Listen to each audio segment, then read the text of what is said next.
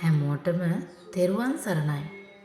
අදත් උදෑසන ආදරණීය විශ්ව මාතාව ඔයාට මොකද්ද කියන්නේ කියලා අපි බලමු.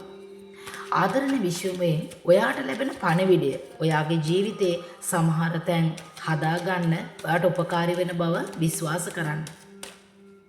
හොඳයි. ආදරණීය විශ්ව මාතාව කියනවා ඔයා යම් සම්බන්ධතාවයක් බිඳ වැටීමක් නිසා හෝ එහෙම නැත්නම් මුදල් අපහසුතාවයක් නිසා ඔයා ටික කාලයක් පිටිපස්සට වෙලා හිටපු කෙනෙක්.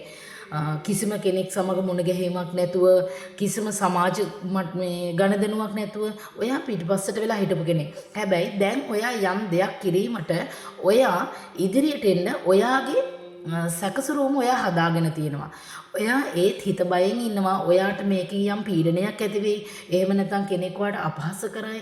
එහෙම නැත්නම් මේක නැවත බිඳ වැටීමක් සිද්ධ වෙයි කියලා ඔයා හිතේ ඉන්නවා. එහෙම හිතන්න එපා. ආදරණීය විශ්ව මාතාව ඔයාට කියනවා මේ සැරසුණු සැරසිල්ලදී ඔයා මේ කරන්න යන දේ සූදානම් වෙන්න. එහෙමත් ඇතිනම් මේ ඉන්න තැන පිටවීමක්, එහෙම නැත්නම් බිස්නස් එකක්, එහෙම නැත්නම් ඒ ආදර සම්බන්ධතාවය බිඳ වැටලා වෙනත් සම්බන්ධතාවයක් පටන් ගැනීමක් හෝ යම් කොයි කරුණු කාරණා වුණත් ඔයාට අනිවාර්යයෙන්ම ආදරණීය විශ්වයෙන් ඔයාට උපකාරය ලැබෙනවා.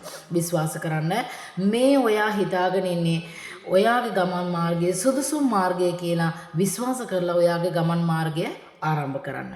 ආදරණීය විශ්වයෙන් ඔයාට මේ පණිවිඩය දෙන්නේ ඔයාගේ ජීවිතේ යම් සැකසුරුමකට.